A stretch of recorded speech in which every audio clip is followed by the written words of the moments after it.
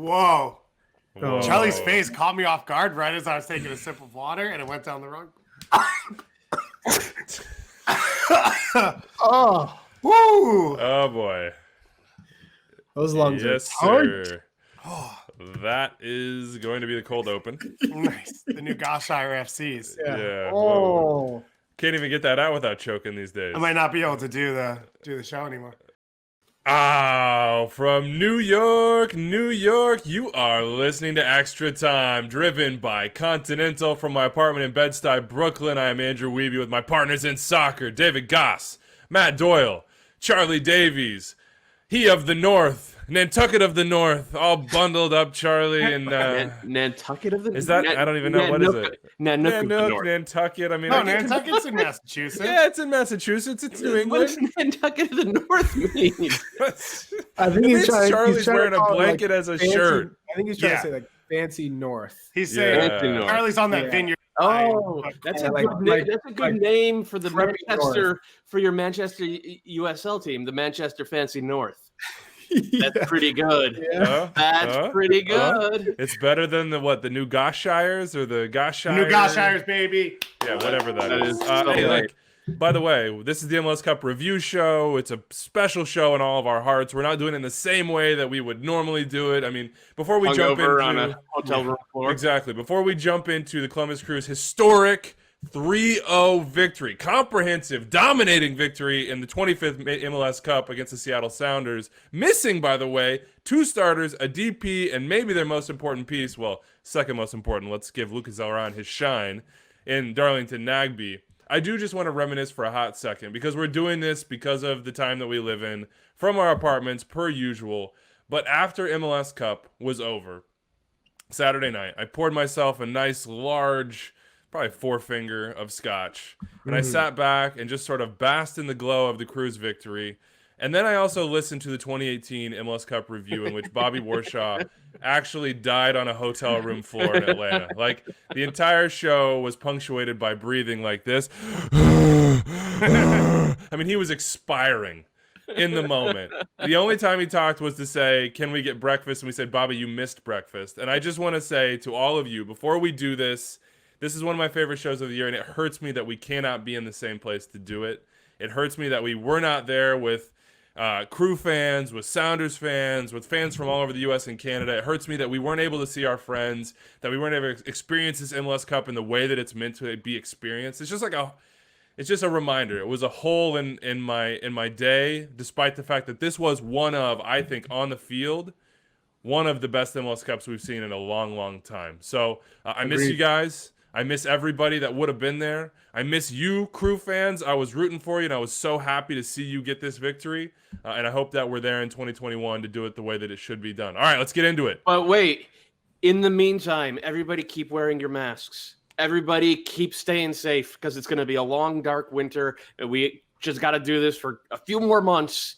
Everybody stay safe. 2021 will be better than 2020. Now go ahead. Charlie Davies, King of the North. Nantucket of the North. This is the perfect way to start the show. Is a complete just like train wreck of an analogy on my part. Lucas Zelarayan, that guy's good. That guy's like, he's really good. He's like, in MLS Cup terms, maybe better than anybody has ever been before. Honestly, I saw something from MLS Communications. He's just the 3rd player in MLS history to score 2 goals in a game. The last one, Aleko, in 2004, and he's the 2nd player in MLS Cup history to be involved in 3 goals in a final. Who was the other one to do that? That happened 12 years ago. Barros. GBS. For Columbus. Guillermo. I mean, it was fitting. It was poetic. The whole thing was for the Crew. But to have the guy they went out and got to take them to the next level do it in a game in which they didn't have Nagbe and Santos was so impressive by Zelarayan, and we'll get to him and we'll dive into him more. He said afterwards, basically, this is the player I knew I could be, and I had to find a place to be that player, and being on the fringe at Tigres, despite their dominance and how good they are, was not going to be it for him. He got to be the shining light, and the light shone through for the Crew. Let's just celebrate this, and let's start with Dan in Columbus. He says, I still can't believe it. The Columbus Crew are 2020 MLS Cup champions. Such a resilient team. Porter is a winner. Thank you guys for all your MLS coverage. I know it hasn't been an easy year, and that's part of this for the Crew, is that it hasn't been easy. And for none of the 26 teams in Major League Soccer, for none of you listening to this, for none of us, it has been easy. But for the Crew in the playoffs, they faced up to what is basically the defining crisis of our times. They had guys coming down and were not medically cleared to play. They had guys not able to participate. They had Darlington Nagbe and Pedro Santos watching this game outdoors on a porch with a heater somewhere wearing their masks, not even able to be there to celebrate this with their teammates. Before we sort of dig through the nitty-gritty and Aiden Morris and Brian Schmetzer's lineup decisions and why exactly Zelarayan was able to get in the spots he was in, Dave, you're wearing the Crew SC shirt, so I just got to start with you. What did this mean? What were the emotions of this win? What did you feel afterwards? What do you think maybe Crew fans felt? So there was a lot. I'd say the first for me watching was you saw a team go out for a championship game and play at their peak. And you don't always see that. Yeah. For them to accept the moment, to understand the moment. And it wasn't Zelarayan. It was 11 players on the field. Everyone played the best game they've played. The team played that way. Caleb Porter's decisions, the way he started that game, how direct they were, how aggressive they were. So you walk away saying, wow, we got a champion. Like, we got a true champion, and they beat a great team in Seattle. And then the other layers that go on to it, which is what they've been through this year and what everyone's been through, and the fact that we even got to a final, and then saving the Crew and what it meant to that fan base and what they had to do starting out 3 years ago, and to fight for this team, which something we didn't think was possible, then to save it, then to have this team come back and put this type of performance on. All of that together, I think, was a lot of this is what can make MLS great. These supporters and what they've done, and we've talked about a lot this year. They created one of the two significant trophies in this league. There's no other league that does that in the world or in the U.S. And then you have a group, MLS Originals, who have been coming out to Mafre for years. And I've been to games there, and the emotion that they have and the atmosphere they can create and all that, to get this as that chapter to say, yeah, this team, I think a lot of people said, they're not saved, they're champions now. And that's a whole nother level. And when you think about teams trying to rebrand to open up a new stadium and rebrand to try and change who they are, what can be better for 2021 than saying the MLS champions are going into a new building? Come watch us, because we're the best team in the league. They were rewarded for the money they paid on Zelarayan, which I hope means that they're going to continue to spend at that level as a club, because it's worth it. They stuck by guys who have been around for a while, like Harrison Awful, like Jonathan Mensah, who stepped up and played in this game. And then they had an academy kid in Aiden Morris. And I go to GA Cup every year, and Columbus has put together some of the best groups in the academy for a small region. And Aiden Morris comes from Florida, and they were able to recruit him. But they're not trying to build the best academy team. They have an idea of how to produce players, even from an area that people would say, well, it's not Dallas, it's not New York, it's not LA. And they were still able to have a player like that at 19, starting an MLS Cup final and get the performance plus Dab God scored. So everything was happening all at the same time. I was super juiced, super jacked up. I'm glad we didn't have anything to do after, because I was basically walking around the apartment just getting pumped. And I thought it was awesome. I thought the way it happened was perfect, on top of just the fact this is a team that was a deserving champion. Felt like the fitting end to 2020 MLS season. And by the way, it's not over. We're going to talk about Concacaf Champions League in just a second. Somehow, some way, it's not over. And Austin FC has an expansion draft on Tuesday, and it just doesn't stop. Preseason's not that far away. But it felt like the fitting end. This team that had faced insurmountable odds, seemingly so. I'm not sure any of us thought. I certainly didn't think that Save the Crew was going to actually save the Crew when it first started. I thought, hey, this is probably it. They're going to go to Austin.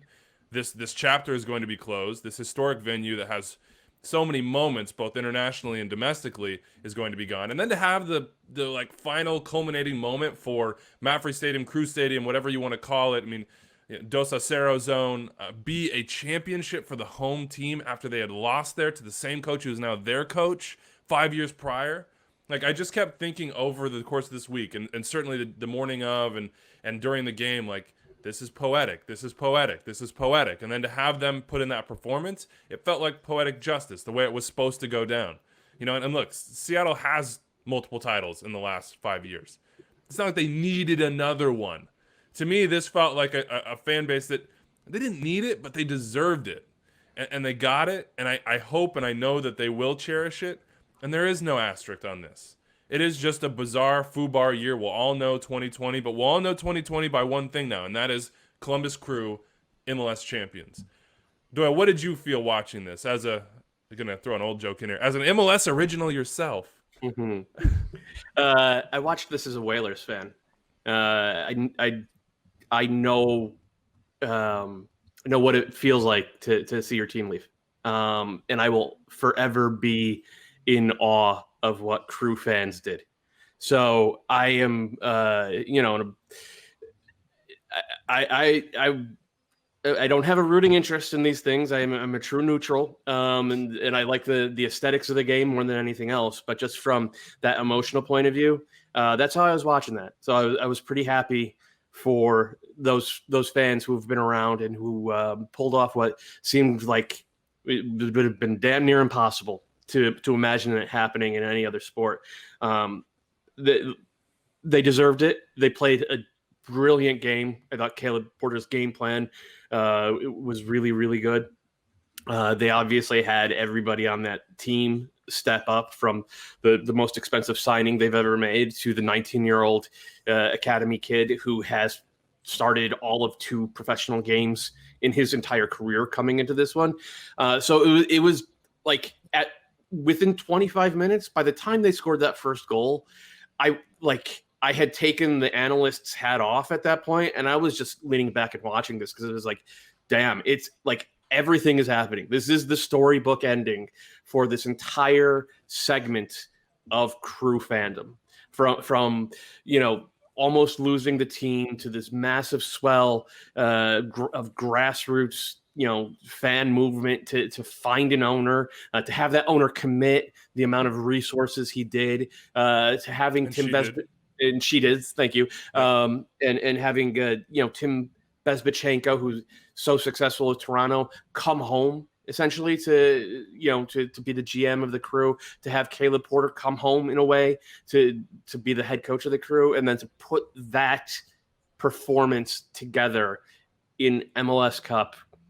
Like I said, after 25 minutes, I was like, I'm just going to watch this and enjoy it, because you don't get to see teams play like this and sort of put the final chapter of the story together like this often at all. So that's what was going through my head.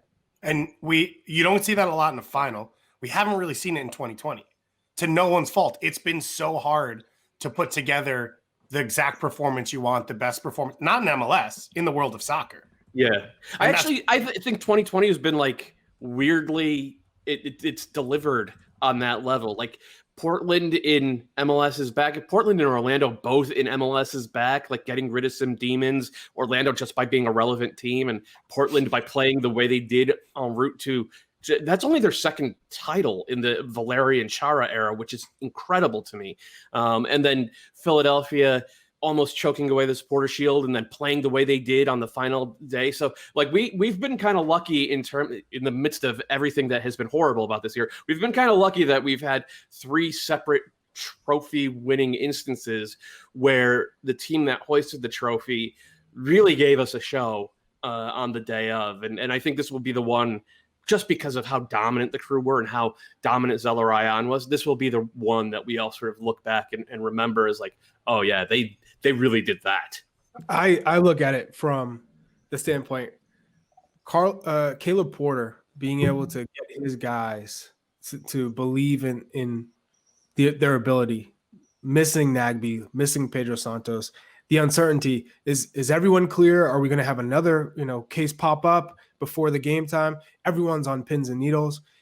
You don't know. And Caleb Porter talked about, and many coaches have talked about, waking up and getting a text, receiving an email early in the morning, 6 a.m., and you're just like, your fingers are crossed. You hope another player is not testing positive, or having the option to go to the training facility and not having it locked down. So for the guys to show up on game day and absolutely stun the Seattle Sounders by high pressing and causing turnovers, being effective and efficient, not really dwelling on the ball, not worrying about possession, just saying, okay, we're just going to keep it in their half. Whether we have the ball or not, it doesn't matter, as long as we keep it in their half. Seattle Sounders didn't have one offside, not one.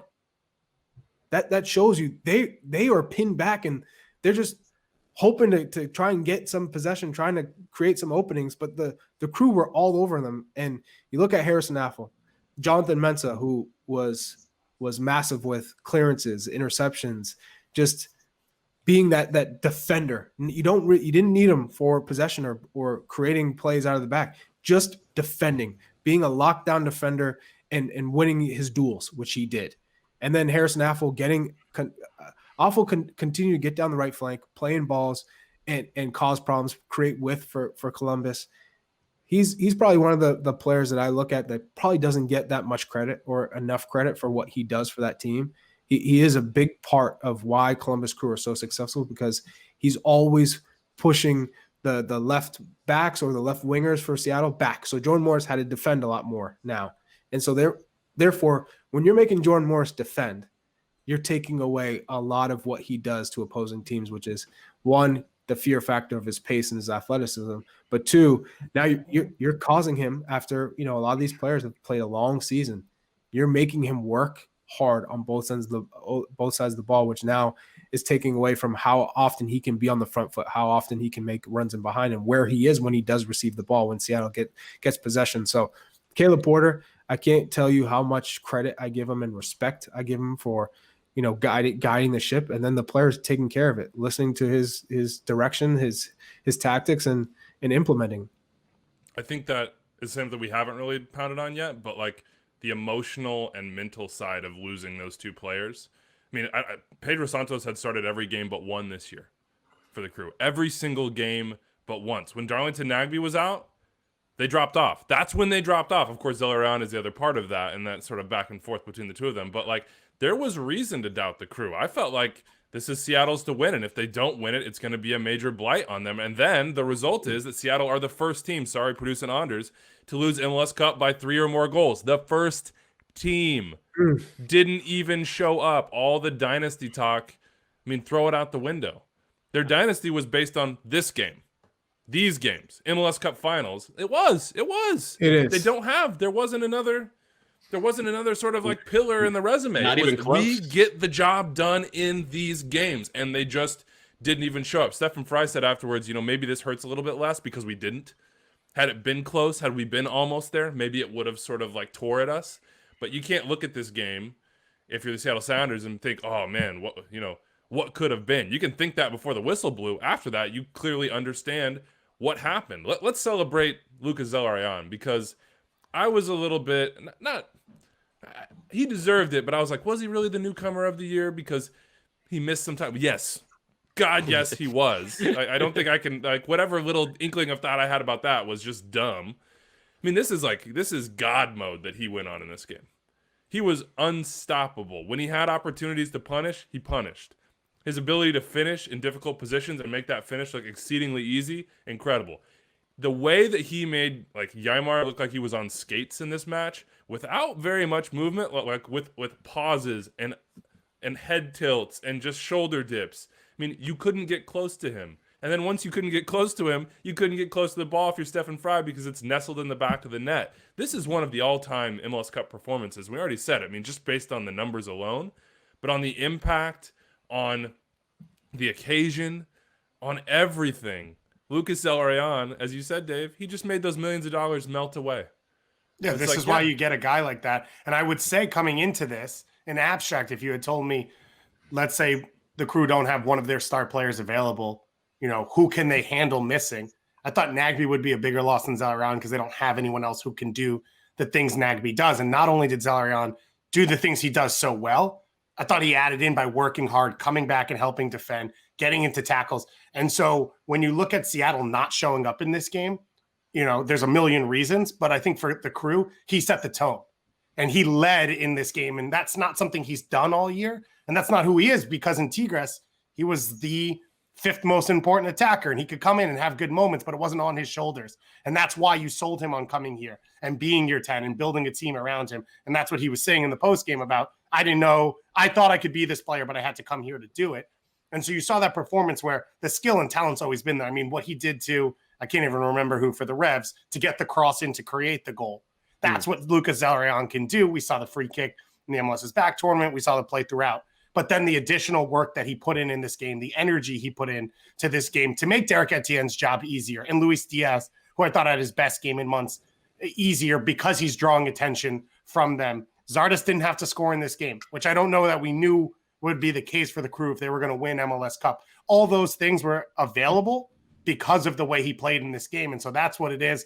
on top of the talent and skill was the mentality of playing like a champion in that big moment and leading this team from the front. Yeah, so one of the things that you said, Weeby, was how he put Yeimar Gomez Andrade on skates, and he did the same to Shane O'Neill as well. And that goes back to the game plan, just understanding where the space is going to be against the Sounders. They were weirdly gappy. Even when they were playing well, they were weirdly gappy between the central defense and central midfield. And that's where Zelarayan lives. He's not a Ladero type of number 10. He's not a modern number 10 who will drop all the way back to the defenders to pick up the ball, who will orchestrate the entire game, and who will sort of make magic 80 yards from goal. That is not his game. His game is in those half spaces, in the channels a little bit, and he doesn't occupy defenders. He finds the gaps where the defenders aren't, and he trusts his teammates to get him the ball. It's a lot easier to do that, or it was during the regular season when Darlington Nagbe's out there. Because what the Crew do when they're full is they run the tempo of the game.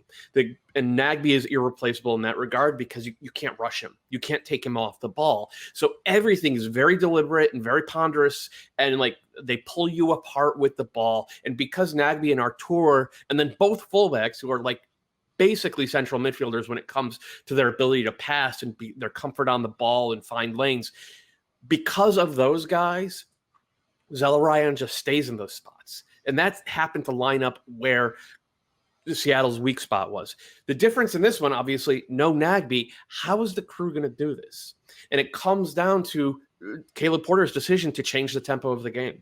Columbus was no longer about controlling like the pace that things were played at. They were about just hurrying the Sounders, winning the ball, and then playing direct to that spot as quickly as possible. Because Zelarayan was always there, halfway between the central midfielders and center backs, is always forcing the center backs into a decision whether or not to step off their line. And of course, that's the toughest thing against the Crew because Jossie's always making textbook fundamental runs that are designed to occupy both center backs, forces the opposing back line to play a little narrower than they want to play. And then all of that adds up, and you look at where the first two goals are scored. Just off the back shoulder of the center back on the first one because Roldan has pushed all the way up and nobody has rotated back. And the second one is Etienne coming around outside, again, because the fullback is pinned. So all of this movement together and the decision to say, look, this was our identity during the season with Nagbe.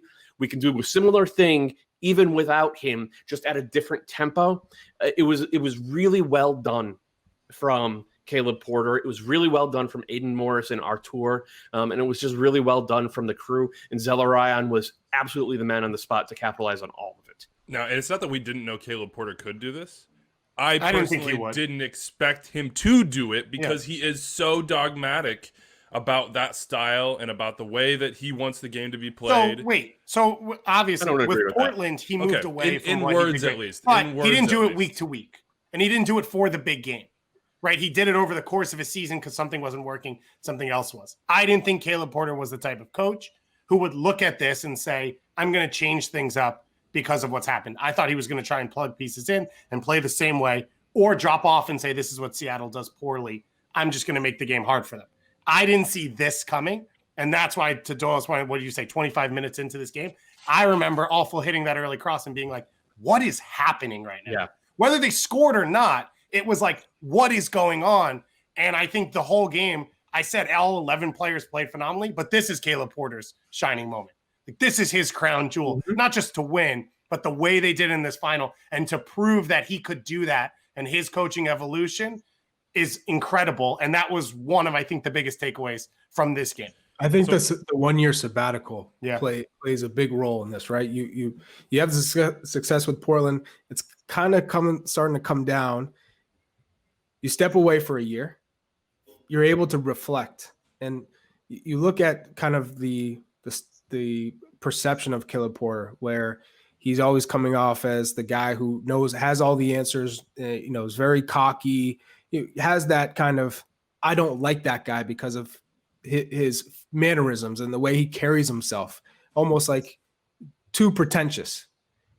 I think the year allowed him to kind of reflect and work on some of those issues. And we see the top managers in the world, when they take time away, they figure out, okay, where were my flaws? How do people view me? How do I get the most out of my players? What were some of the downfalls? Even though he walked away, I wasn't getting the most out of my team, and people are starting to paint me in the negative light.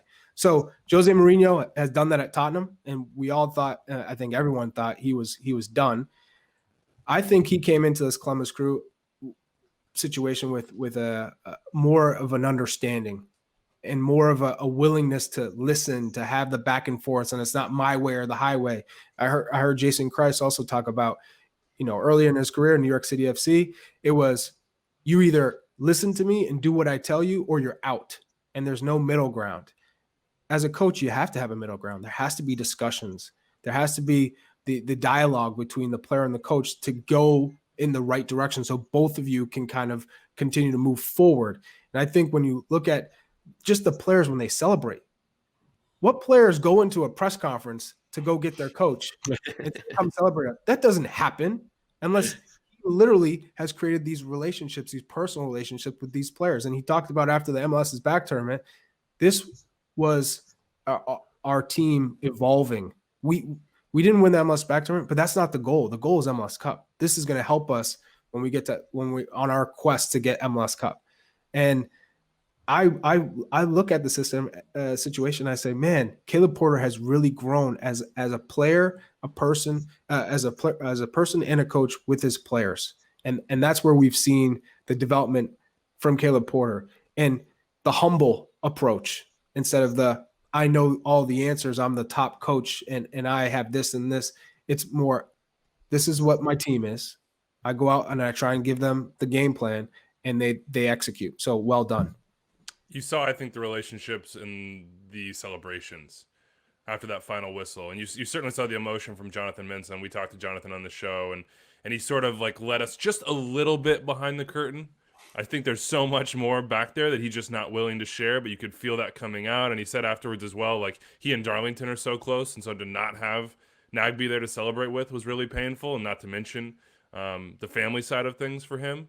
But I think Caleb Porter, and maybe Doyle, you said you disagree, and you're probably right. Maybe it's because I had developed that sort of caricature of Caleb in my head as sort of immovable, as the cocky guy who says it's this way and that's the only way. And instead of trying to adapt in that moment, I'm going to prove to you that I was right all along, and it was the system. The system is what's going to win. So applause to him for doing this, and applause to him for putting Aiden Morris on the field and trusting him. Yeah, because we said it, 2 starts. He lost the guy that is his security blanket in MLS ahead of maybe his biggest game as a manager ever in Darlington Nagbe. And he found a way to get it done. And not only did he do that, but he found a way to get it done with a 19-year-old who I believe, and I need to go back and do the full research, but I think this is right, is only the second American teenager outside of Landon Donovan to start MLS Cup. He's only the second teenager ever to start MLS Cup. He's the third youngest player to even play an MLS Cup after Freddie Adu and DeMarcus Beasley. And he pocketed Nico Ladero. Who we all agree is one of the best number 10s that's ever played in this league. It was Aiden Morris who won the ball and started the sequence on each of the first 2 Columbus goals. The kid deserves all the credit in the world. He more than rose to the occasion. You could argue he was Columbus' second best player on the day. But it's also, look, Caleb Porter deserves a lot of credit for trusting him. The crew deserve a lot of credit for the investments they've made in their academy. And performances like that from 19-year-olds, they don't happen in a vacuum. Right? Or maybe you got lucky with a Landon, right? Maybe you sign a once in a generation talent and you're like, well, we got to throw this kid out here. He's awesome. But like, feels to me like a top down and ground up sort of situation where the culture of the team is, if you're good enough, you are old enough. And having that trust in the locker room goes a long way. And it's why I think we all agree that come 2021, nobody will be shocked if we're sitting here again talking about how the Columbus Crew won either a Shield or MLS Cup or US Open Cup or even CCL. Because if you have that kind of talent and that kind of culture and that kind of flexibility, because again, they were a control the tempo team at their best.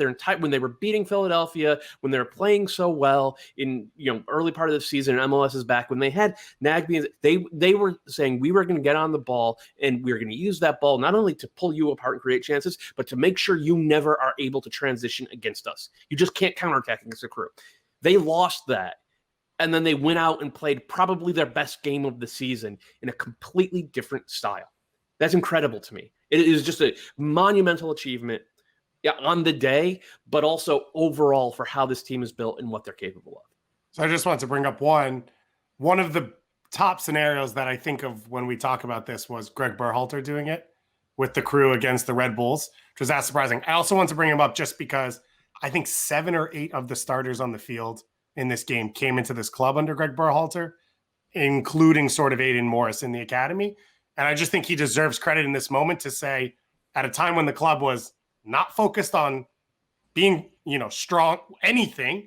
He kept the team together on the field, him and Pat Onstead, and they continued to bring in talent and continue to create a strong situation soccer-wise, which allowed Tim Bezbatchenko and Caleb Porter to come in and sort of add the cherry on top and win this title. So I think in a moment like this, he deserves credit for what he did in Columbus and the roster he helped build and that academy, because me and Doyle both talked about it, but they've put together strong academies. And it comes to having the right fundamental soccer-wise that he brought from the top down, which allowed their coaches to step in and train those players at a high level because there was a high expectation of the soccer they would play. It wasn't, we're just going to try and win at the academy level. And so that, I think, is a lot of his credit. And I think Aiden Morris, and we saw it from his own son and Sebastian Berhalter this year, I think they're the tip of the iceberg. I don't think the Crew are going to be Dallas. I don't think they're going to be Philly or New York. But they should be a team that has homegrown players in their group consistently because they have brought in some really good talent. And let me just add one thing real quick. Credit to Bezbatchenko and Porter as well for when they come in, not having so much pride that they were like, we have to tear this all down and build an entirely new thing.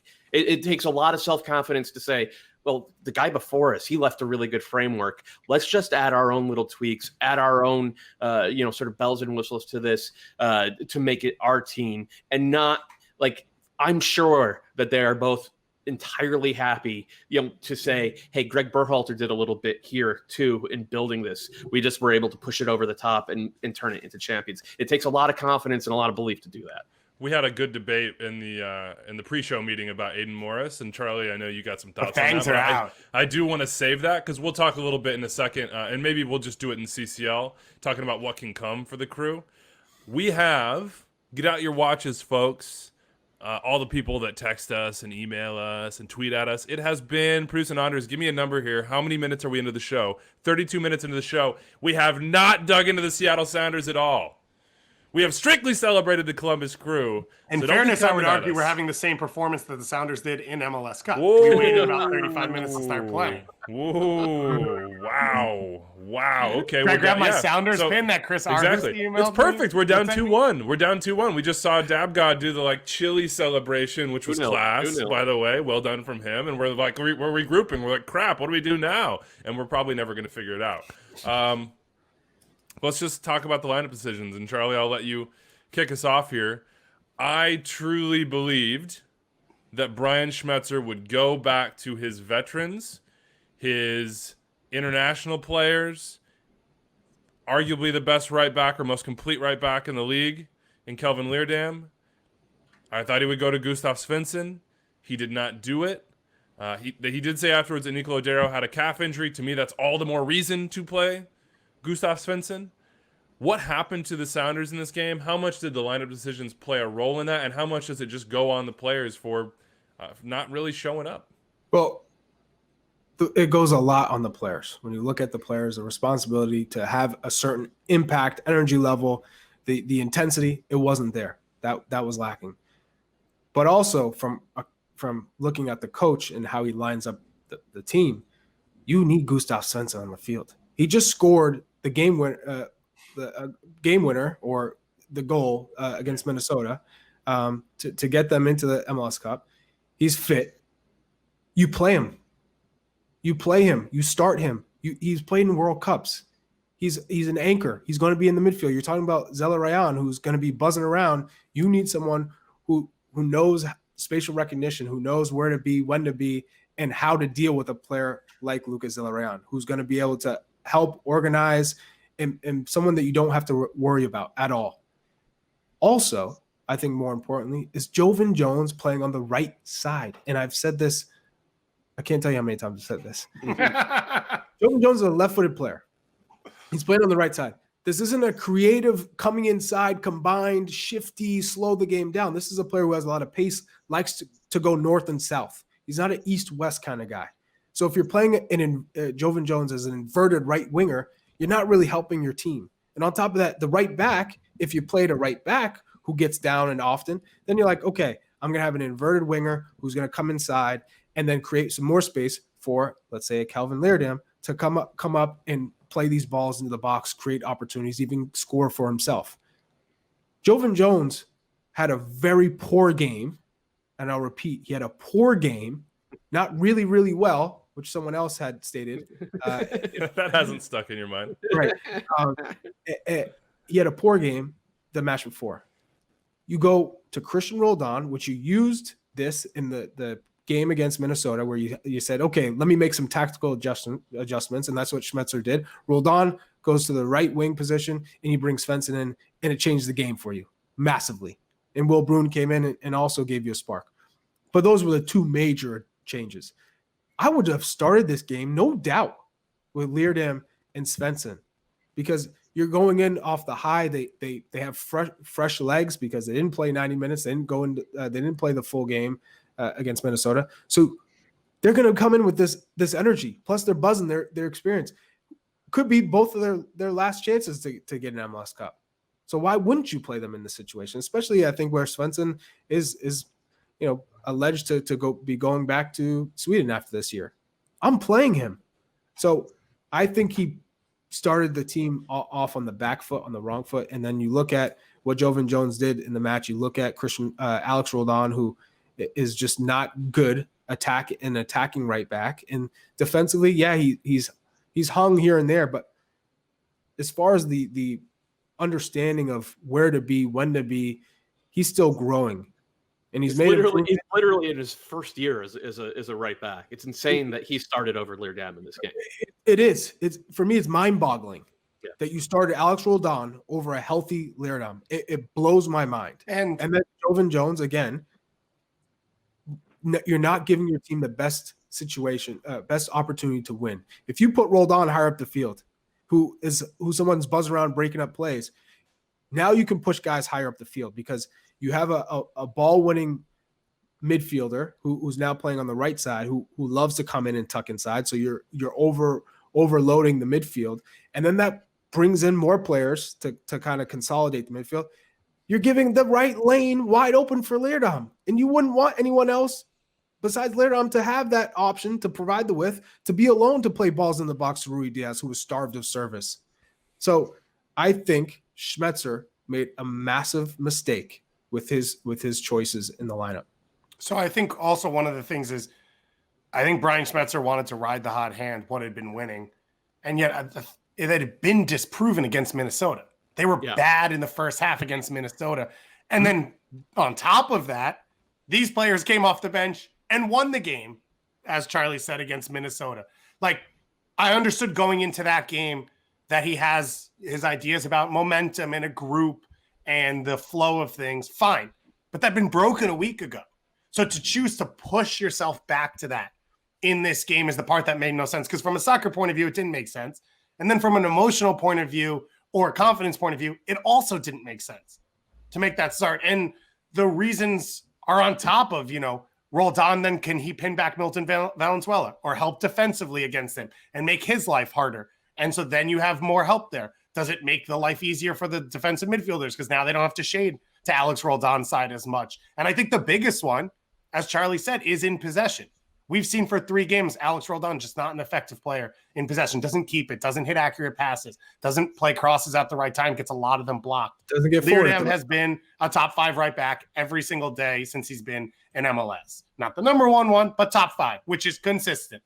And he can do all the things you need him to do, to Charlie's point. So a lot of that I thought was weird. And when you look at the lack of energy from Seattle and maybe the lack of game plan, I don't know if the lineup decision is a symptom of that or the reason. But it all kind of goes in the same direction of what was Seattle's idea of how they were going to win this game, not what Columbus could do to lose it, not how to last and then bring the subs on and change the flow. How was Seattle going to go into Columbus and win MLS Cup? And I don't think they had that idea. And that you saw it play out in the starting lineup, or it was because of the starting lineup. That I'm not 100% sure. I look at this post game and you hear that Nico has an issue with his calf. And that's what baffles me, because he is your most important player. He has been your most important player for 5 years. He is the reason why you've been in these championship games. Now, there's a lot of other reasons, but he is, in my mind, on the field, the predominant one. He has been the consistent factor all year long. Protect him. Protect him more. That's why you put Svensson in there, so that João Paulo isn't the only sort of like, and I know Roldan was in there, but now his job is much bigger. Just protect him. And also take away the best attribute that they have on the other side and have someone who's just like, I'm going to sit in here where Zelarayan likes to work, and I'm going to direct traffic, and I'm going to make sure everybody's held accountable. And just play your best players in the biggest game. So that's the part I don't get. Just play your best players. It's not like you're not going to lose Alex Roldan. So if you come in and have Leardam start, it's like Jovan Jones has come off the bench a ton this year. You're not going to lose those guys. He's going to be better off the bench. Play your best players. I get what you're saying, and I agree with you. Especially in hindsight, it is obvious that Schmetzer got the lineup wrong. But this is actually what we crushed him for after 2017, because in 2017 he changed the lineup for the final after that team had played really well throughout the playoffs, with the idea being like, I'm just going to get my best players on the field, and Toronto ripped them to shreds. So it's almost like a damned if you do and damned if you don't. Again, obviously the personnel decisions were poor. I think the Leardam one in particular, even though again, I think Alex Roldan has been pretty decent. I think, especially given that he is still learning the position. At the same time, when Leardam came on, he was poor. When Svensson came on, he was poor. I don't think it actually would have mattered in either way, because the Sounders just didn't look prepared for this game. And you saw it on the first goal. This was not a team on the first goal, where Roldan actually, I thought, does a nice job of harrying Derek Etienne Jr. all the way back to the midfield stripe. And when you have, there are people in my mentions saying like, oh, why did he follow him that far? It's like, because the alternative is to let a guy who's good off the dribble turn around, face you down, and dribble you 1v1 in the attacking third. Of course, if you have him turned backwards, you keep pushing him backwards. But if you watch that play, literally no one else on the Sounders is pushing up. Literally no one else is saying this is a chance to get the crew out of the attacking half where they've been living for the first 20 minutes of the game. And then as Roldan has made that defensive play 50 yards from goal, Jones and João Paulo are just standing there. And then eventually they both point to Zelarayan. They're like, hey, look at this run. Somebody should be marking this guy, which is insane to me, because it's like, if your fullback pushes up that high, one of the two of you needs to know to make that defensive rotation. It's a very basic defensive rotation. It is like the heart of why teams play a 4-2-3-1, because you always have that extra man back who can do that for your team. The fact that Seattle didn't even make that rotation suggests that they just weren't prepared for this game. They weren't prepared for dealing with what Lucas Zelarayan has done at a high level all year, and they deserve to lose. And they deserve to lose 3-0, which is the largest defeat in MLS Cup history. And I think this was the most dominant performance I've ever seen in an MLS Cup, other than maybe 2017. But when Roldan has a player facing his own goal and running back, you don't chase him all the way to the opponent, to their half.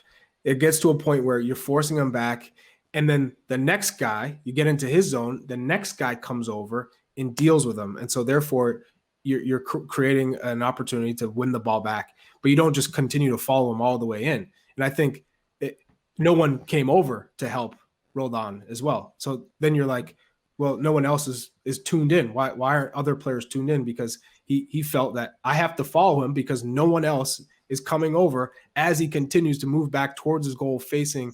And he also had an opportunity to play the ball inside. And next thing you know, they switched the ball. So I think for Seattle, it wasn't the occasion where guys just didn't show up. And the energy wasn't there. The commitment wasn't there. And again, that's where you need your coach to make sure everyone is motivated heading into the match to perform at their best. They didn't do that. And Columbus Crew, on the other hand, Caleb Porter had his guys motivated to the fullest. There wasn't an ounce of fear. They didn't play with fear. They played with absolute confidence in their ability. And this is our game plan. And we're gonna, when we execute it, we will win. And that's what happened. Exactly. And look, the back end of that first goal as well, Stephen Fry, who has been the rock, the unquestionable sort of like eraser in these games, big games for the Sounders in the past. That's one that you would expect him to save, probably. Really? Pretty close to the silhouette, man. Like It would have been a great save. Yeah, I mean, it's off a first-time volley coming across the goal. I don't know. Either way. Okay, how about this? But you're right. In 2016, he made that save. Yes, he's made the save and passed in those cups. Either way, it's an unmarked number 10 who did his job at the back post. Congratulations to Columbus Crew. We're 45 minutes in here. We do want to talk about Austin and the expansion draft and their roster build. Wait. Whoa. Real that quick. kind of feels wrong in this moment, but it is right. I don't know. Who's gonna be better next year, Columbus or Seattle? I just want to get everybody on the record right now.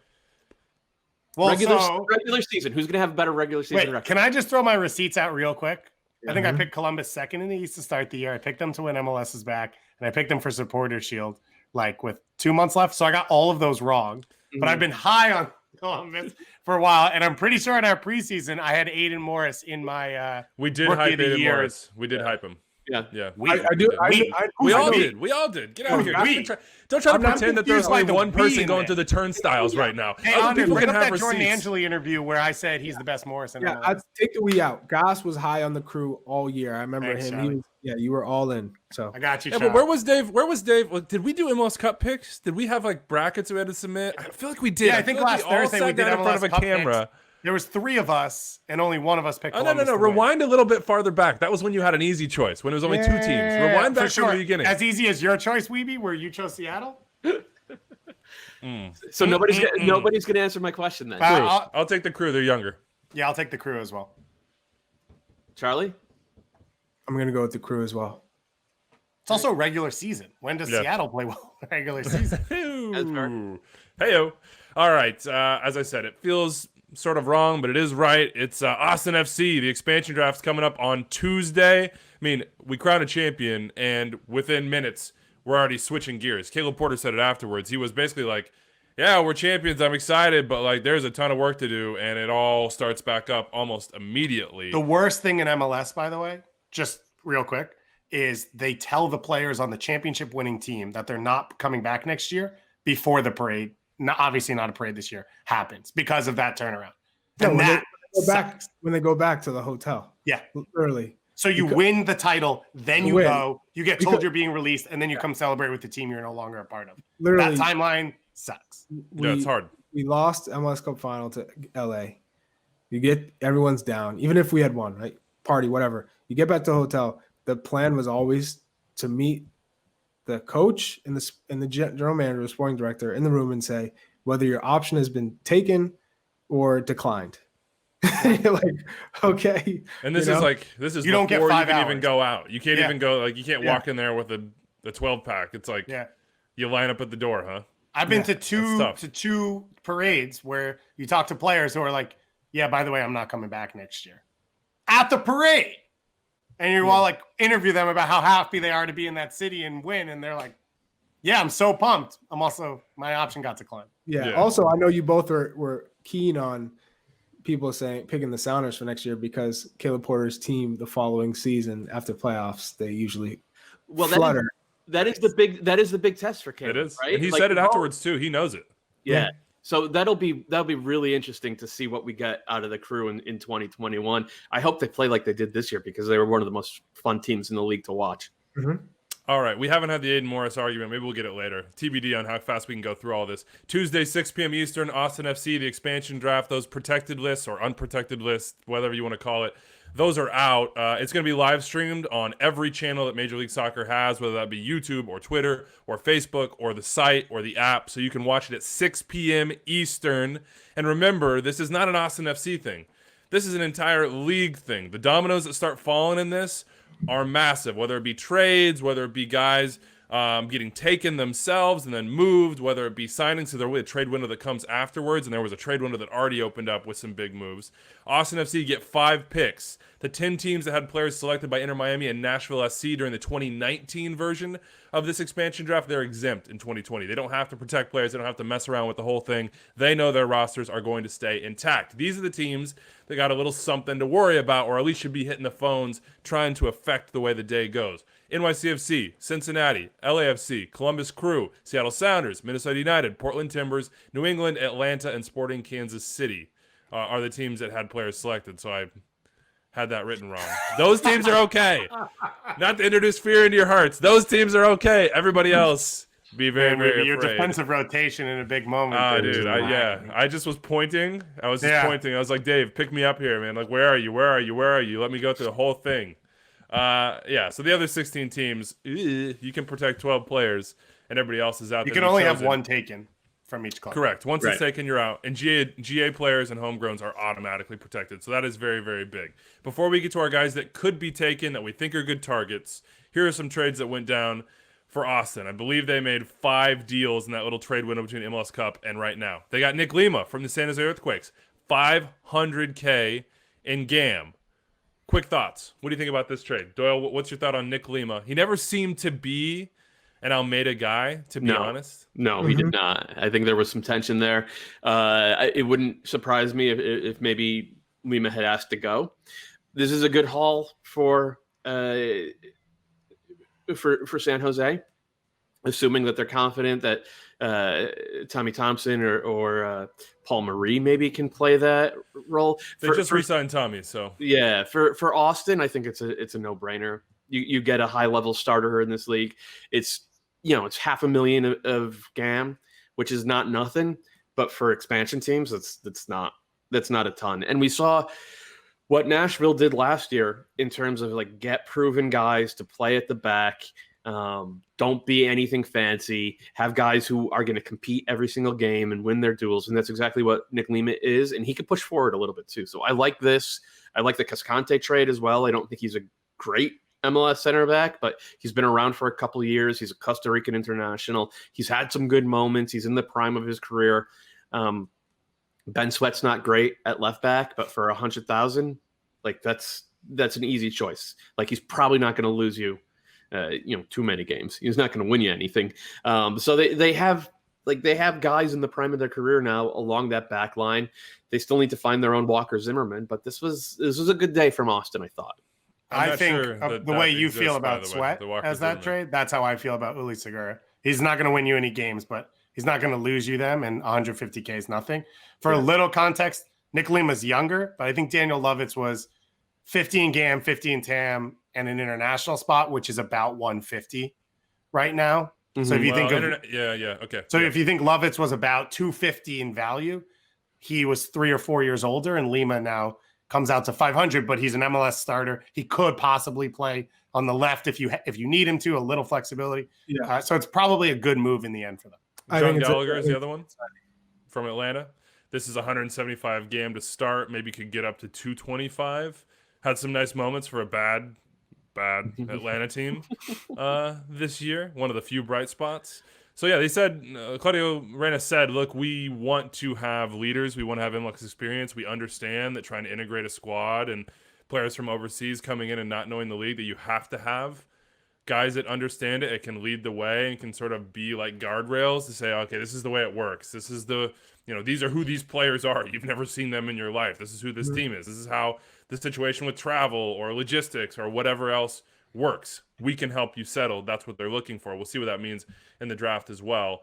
Charlie, any names from the list of the unprotecteds that stand out to you? They're like, oh yeah, it could work. I mean, our first impressions, to be honest, and this is really the way it's been the last couple years. Yeah. When you look at these lists, it's to be like, ooh, it's you're gonna be scuffling a little bit. So you got to find an asset, or you got to find a player that you think can fit in as a depth piece, most likely.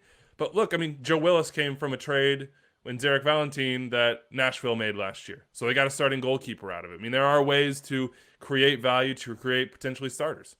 Yeah, I think one player that comes to mind is Juan Agudelo.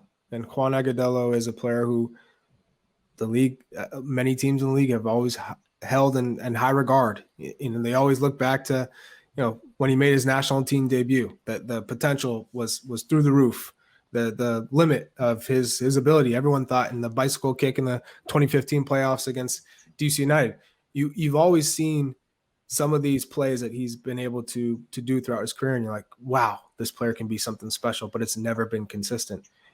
So I think when you look at a player who still has some value to his name as far as a bargaining chip, it may be worth taking a flyer. Do you think so, Charlie? I mean, this last year, people keep coming to get him. Charlie's not salary. wrong. I mean, that's true, but the salary. People in this league keep coming to get him. He always finds a spot. Always. Would you take one if you were Austin FC? Well, you look at it.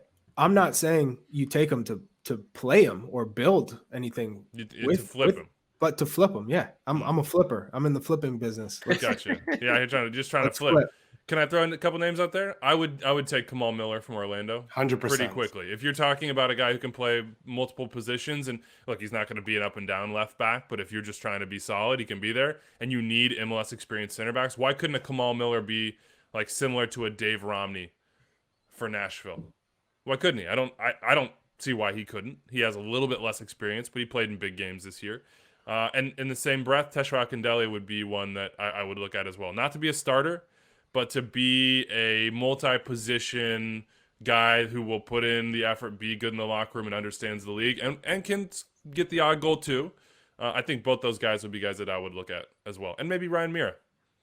Yeah, Ryan Mira was very good this year, I thought. And I'm a little surprised to see him not on the protected list. Did we mention Ilsinho? Did we mention that Ilsinho? We did not mention Ilsinho. You would have. Yeah, I wouldn't mind having an Ilsinho in the squad. I'll tell you that. Yep.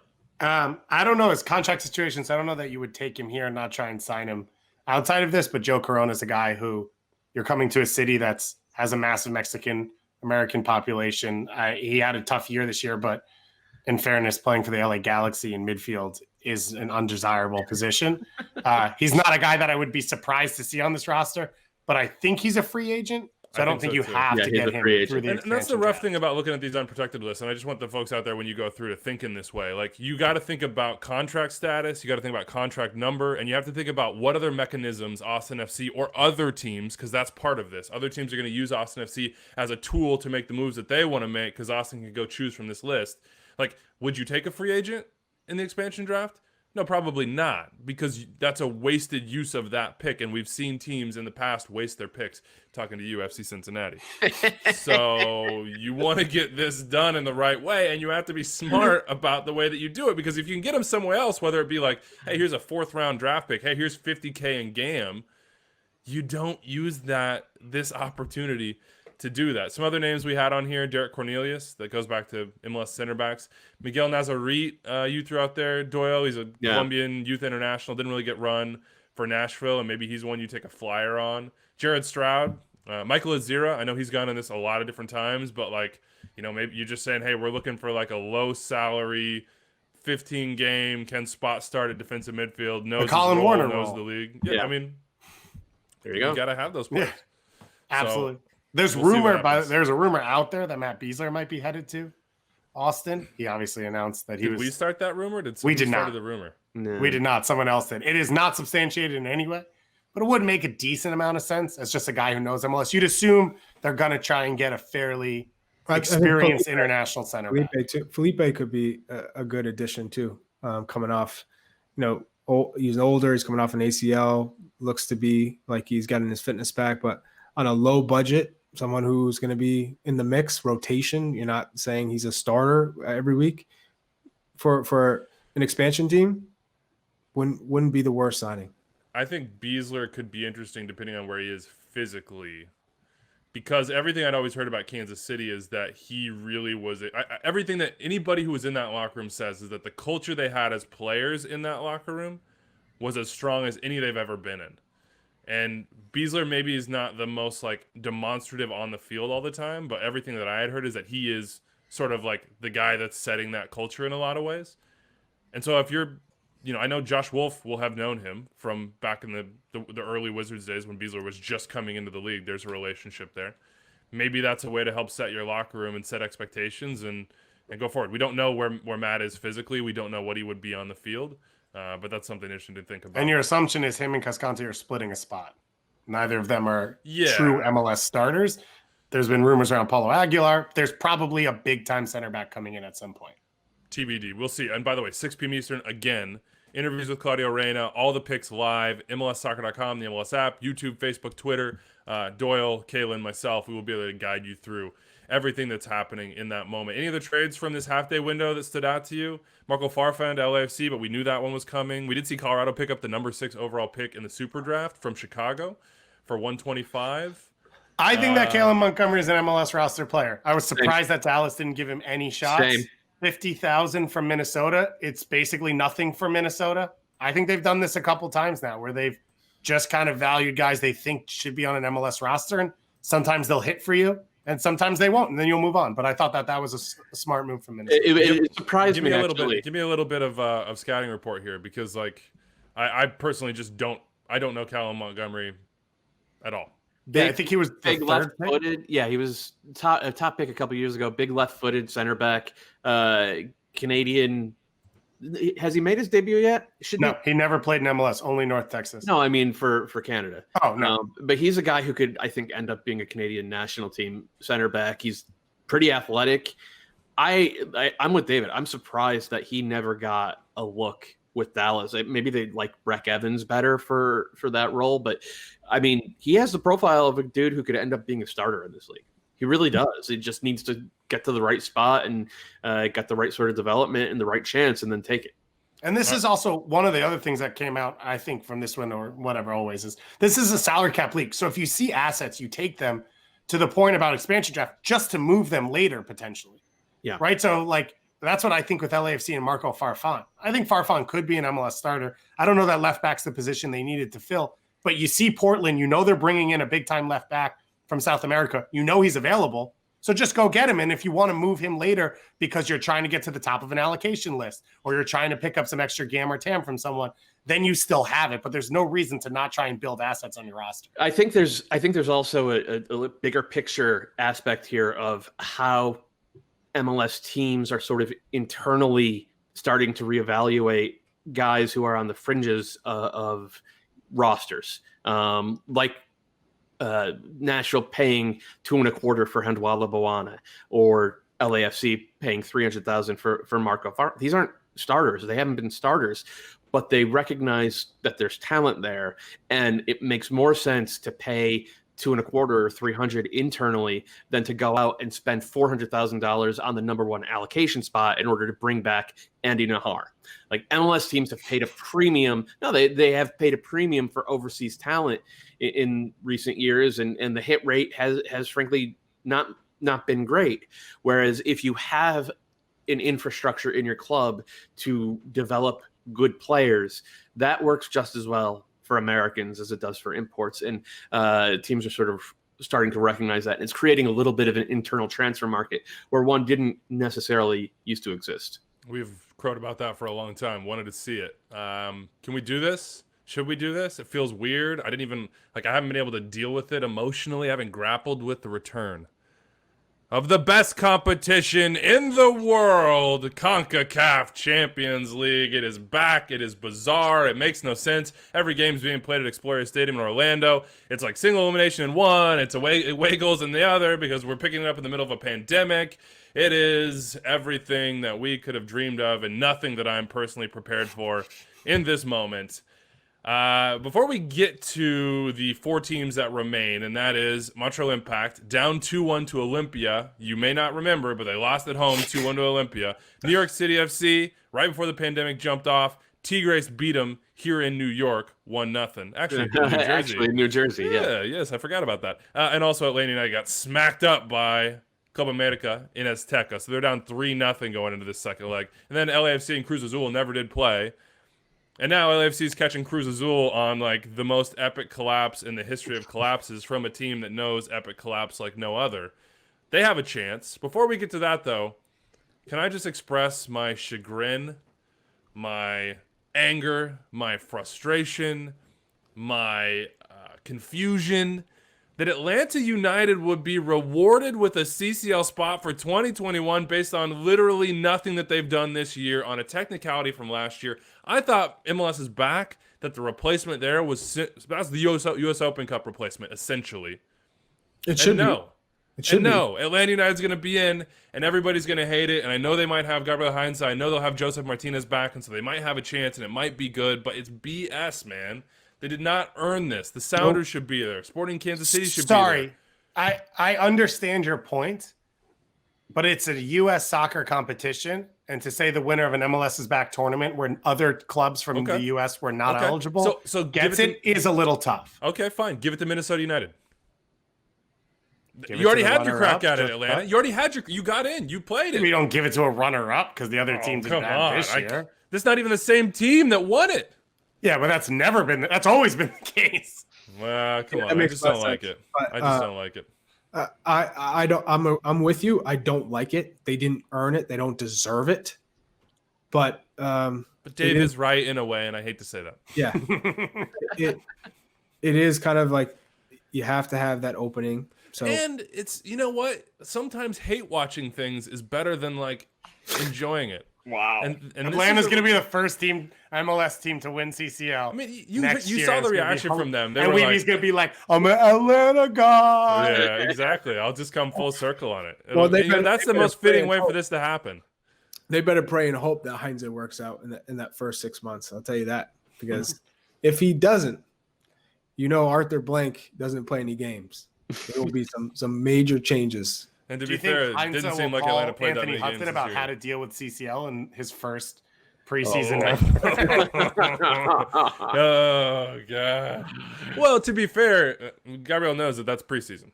Yeah, of course. Those games are preseason. These are friendlies. Yeah. Does it really matter? Should I be judged on them? No. Yeah. Okay, so 2021, we do know the Timbers are in. We know Crew are in. We know Union are in. We know Atlanta are in. We're still waiting to see who will be in from Toronto in the Forge in the Canadian Championship. Who has a chance this year, right now? Games on the 15th, Tuesday. Games on the 16th, Wednesday. Tuesday's Olympia Montreal and Tigres NYCFC. Those are on FS2 at 8 and 10:30 p.m. Eastern. Do either of those teams have a chance? And who does if either do? So I didn't hear what names you said, but I will say this. LAFC have the best chance going forward, and then NYCFC would be second. Yeah. So they're down 1-0. Can NYCFC do it against the difference Tigres? between those two chances is monumental. Like, Tigres isn't the team they were 2 or 3 years ago, but they're still really, really good. And NYCFC are playing them 1-0 down. Like, that's you need with an away goal in Tigres' pocket. You need a really really epic performance. And I would argue for Tigres not winning in the Mexico playoffs. They've never won CCL. This might be a moment for them to kind of come together and be like, let's try and win this. There's really no reason not to. People were saying about Cruz Azul in the Liguilla. Like, 2020 is so messed up. This is finally going to be – this is the only possible way for Cruz Azul to actually win. And then, no. Yeah. The question is, if you played Cruz Azul versus Atlanta United 2 in the CCL game right now, would either team win? And the buzzer says no. I think we all agree LAFC have the best chance. And Cruz Azul they're a wounded animal right now. It would not surprise me if LAFC get past them, but it's gonna be difficult. Cruz Azul is a super talented team, and then they would end up playing, is it Club America in the semis? It would be America because we're not giving Atlanta United a chance in hell. Yeah. So they would have to beat Cruz Azul, then Club America. Then presumably Tigres would be the favorites on the other side. That would be a hell of a run. What if, and then just to... Well, they already beat Leon this year. That's true. Leon were the best team in Mexico all year. They beat them 9 months ago. Yeah. To prepare myself for the inevitable, for free space, disappointment as this competition is. What if an MLS team did win it this year? Like, would it be fitting? I'm not emotionally ready to answer this question. Yeah, same. I don't even want to go there. Yep. I think there's a moment where you could say, I guarantee you it'll ignite all the arguments of, well, MLS teams have always been playing in their off seasons against Mexican teams in season, and that's why we've never won it before. That will be like one of the first takeaways. But to be fair to everybody that's still in this competition, this is basically their off season. Exactly, it's equal now. No, but same with Mexican teams. Yeah, it's the closest it's been to equal. I think Montreal's showing up with like 14 teenagers and 3 guys who got cut by the team and a guy who's on loan just for the tournament. Yeah, didn't they let Bojan go? So like Bojan's not even going to be like. Bojan's not going to be there. I think Anthony Jackson-Hamel is coming, even though he's not been brought back. They brought a goalkeeper on loan from the CPL from Indy 11 just for this tournament. So yeah. And this is bizarre. It's borderline the most normal thing that's happened in 2020 is CCL being bizarre. Like what is this? Yeah, actually, what is this? I guess we'll see. We will see. So Tuesday, December 15th, Olympia Montreal Impact, 8 p.m. Eastern, FS2. Then Tigres NYCFC right after that on FS2. And then Atlanta America and LFC Cruz Azul on Wednesday night. All of those on FS2 as well. So settle in. And also, I assume, on TUDN or Unimas as well in Spanish. And generally, that's the way I like to watch these matches as well. So tune in. We'll talk about it on Thursday. Or at least you guys will. And we are efforting to have either Josh Wolf or Claudia Reyna on the show to talk through what happens for Austin FC. And then that is, for the year 2020, going to be it for us. We are going to put out our award show, the Concacaf Awards, on the 21st, I believe, but that was taped a while ago. Awards? What did I say? Concacaf. If Concacaf's sponsoring us now, I'm here for it. Let's go. Concacaf should sponsor. They should allow us to be the official award show for the Concacaf Champions League. If that was the case, our uniform would be white T-shirts wearing pennies over it because our team's also wearing white. That's one of my favorite moments in CONCACAF all the time. Good, beautiful stuff. The Continental Awards. The CONCACAF Champions League final is December 22nd. Just saying. So like if the craziest stuff happens, I don't know. Maybe and if the craziest stuff happens, I guess we'll have to find a way to do a show. The plan is that we are not going to do a show after the 21st until the new year. So I mean, I guess I don't know. We'll have to We'll drink a bunch of brown liquor. It won't be a brown liquor. It'll be an eggnog special for that one. Yes.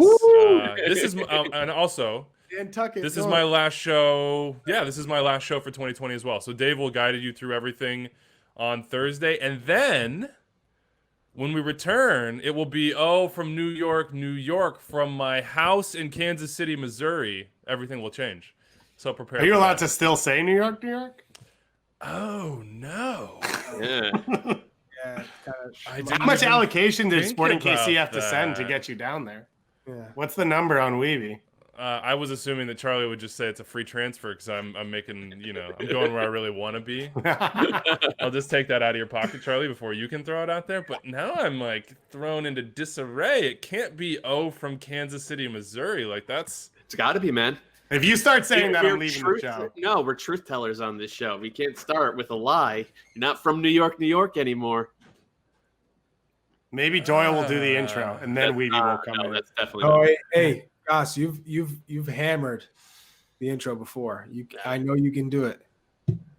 I will not let that go. He even hits from New York, New York. You know what? If I was going to let anybody come back and do that, it would be Bobby. Yeah, it would only be Bobby. We'll just get Bobby to record it. We'll go get an old show and have him do it, and then I'll just jump in on the back end of that. We actually probably should consider doing that. If you have an idea for that, or if you have mail for Thursday or for the rest of the off season, send some mail to Kalen Carr. Wow. Extra time at MLSsoccer.com. And shouts to Chris Arhus for sending the best mail in the world. Yes. Cookies. Dave, I'm forgetting the jingle. I'm forgetting the phone number. Can you remember it? 401-206-0MLS. That's it. And if it's not, leave that person a message too. Yes. Everyone needs some on the holidays. Exactly. Inundate them with your MLS takes. We will see you on Thursday, or at least these guys will. And then we hope you have a happy holidays season, however you celebrate it, with whoever you celebrate it. And as Doyle said, please be safe. And hopefully next year we are in stadiums because we are now safe. That's it for us. Thanks for listening. Congratulations to the Columbus Crew for winning the 25th MLS Cup. You got a little something to say, Charlie? Or you just want to? Yes, I want to say it's been a pleasure to work with you guys this year. It's been awesome. I love this show. I wake up, I'm excited because I'm like, oh, we get to talk about what's happening, where this league is going, what needs to change, and it's been awesome. So thank you.